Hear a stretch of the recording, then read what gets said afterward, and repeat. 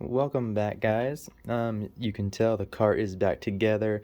It looks absolutely incredible, and I have great news that the car does run again. It runs perfect at the moment. um, I will go through a couple of things here that I, excuse me, that I did to get this thing going again. You guys know that I went ahead and I was taking everything apart, so I put on new valve cover gaskets, all new gaskets all around, new supercharger gaskets and the plenum gaskets. Went through everything again and swapped out the whole engine harness as well. Did all of that, routed everything, put everything back together. It does run, and I'm super happy. You see the yellow paint. Let me know, guys, if you like this. I think it looks pretty awesome. The yellow looks absolutely amazing with the AMG logo. Thing looks so cool. I really like it the way it is. So what I went through, as soon as you guys seen actually I believe it was my last video with the spark plugs that you saw too. But yes, those spark plugs that were all pretty much fouled out. They weren't connecting. They weren't actually on the plugs all the way. So I went ahead and I cleaned those out really well. Got new plugs put in, and that was actually one of the issues that was happening.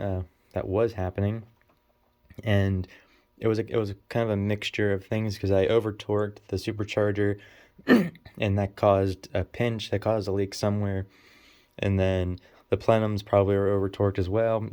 All the gaskets were trash, so went through them again, torqued everything down. The torque specs for this from the tuner that works on these a lot, that does all of these, the bolts for the supercharger are torqued to 23 Newton meters, which translates to about, it's like 17 foot-pounds, maybe just slightly over 17. It's not much torque at all on those, and you do it in a sequence, going back and forth, zigzag, to make sure it's completely level and flat.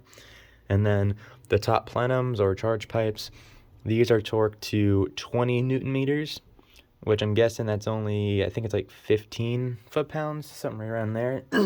It's not a lot. They're just fairly snug pretty much, but getting the torque specs correct on this really makes a difference. The torque specs on the valve covers, all of these bolts, they are all 6 foot-pounds. So torque goes all down to 6 foot-pounds as well. And I believe that is it for all the torque specs for the engine. Excuse me. But yeah, guys, as I was looking around through everything, going through all this stuff, I kind of happened to glance over at my flex sensor that I have still hooked up here, and I looked into it and I was like, oh, there's corrosion in there. So there's actually a corrosion, if you guys can see that. It's not good. Got some corrosion on one pin, that pin right there. And then I went ahead and looked over onto my harness plug for that, and there you go, there's corrosion on that plug as well. So that explains why the car wasn't running correctly on the flex fuel or anything else, because the flex sensor was not working properly. So I don't know how I missed that, but I did, and that's an issue. So I'm gonna go ahead, I'm gonna clean out that plug there. I think I can salvage that. Let me guys know if anyone's more informative with the flex sensors. I don't know if I can just get a universal like a 3-pin flex sensor. I don't know if they're all the same or not. I haven't really done a whole lot of research on that. But if I can just buy a new flex sensor and just replace this one, then I'd rather do that, just to avoid it from any further, if there is internal damage to it. I might as well just redo that. But yeah, if anybody has any input on that, please put it in the comment below. Would really appreciate that. And then I will go ahead and use my my old Eco module, because I was actually looking and watching a video that I remembered for legit street cars. So if you guys like the E55s, you'll probably like his channel as well, or if you've already seen his stuff. He had a C63 AMG on there that was using the same kit from VRP, about $400 or $500 kit, which is exactly the same as this. They're all the same, and same thing, all of this. And he tuned his car just on the ECU. They plugged this in on a 93 tune on the ECU first, and then they plugged in this kit and then put E85 in it. And then he went ahead and tuned the ECU for E85. So you can do that, which I thought, because my car was running perfectly fine on a tune with for E85 with this module on. But like I said before, eFlex says these kits are not, they cannot be tuned like that. They are not intended for that. You can only tune 493 on your car, and this will piggyback off of that and only tune so you can run E85. It can't tune it on E85. Doesn't make any sense, but I was pretty much right. It did work. It does work with that. And then he did it first, legit street cars. So I'm glad I looked at that video again and saw that he had that same kit. And I was like, wow, all right. So I was doing it correctly, and it did work.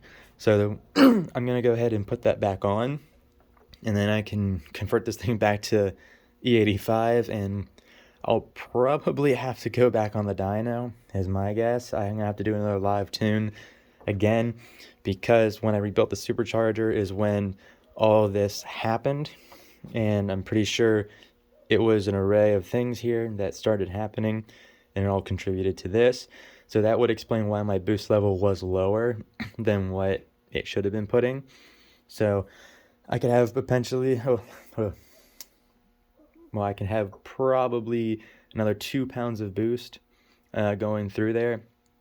So it was putting at like 14 PSI of boost on the dyno last time, and that put down roughly right around 590, like 596 to the wheels. And that was 900 wheel torque on that, on 14 pounds. So there's 2 extra pounds of boost there. So I'm pretty sure it can hit the 600 wheel mark, possibly with that, with a good tune now that everything is actually working the way it's supposed to. So I'm excited for that though, but I'm gonna have to get this all done again. Kind of annoying, but hey, I was rushing that day, and it was stupid to rush. So guys, don't rush these cars. They don't like that. But yeah, guys, so I'm going to be doing all this stuff again here. I got that module, like I said. I got the other module, the Plus module as well, but I don't have anyone to really tune that at the moment, so I'm not going to go that route. But I'm just happy this car is just running again, and now I can go put the rear main seal on. I'll be doing a video on that as much as I can. Going to drop the transmission, and I have everything to do that job. And yeah, hopefully this thing will be all buttoned up, perfectly ready to go. I'm pretty excited. I've got to get my winter shoes put on this thing because it is getting cold out. I got to drain some of the water out of the ice tank and put in a gallon of Mercedes coolant for the intercooler here, so I can so that's winterized and ready for the cold weather. But yeah, guys, I wanted to inform you what's going on here. Once I get this done, I don't really want to drive it around too much with the rear main seal the way it is now.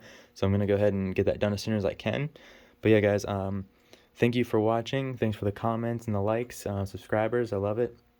And yeah, I'll get a video out of here pretty shortly. Thanks for watching again, and I'll catch you on the next one.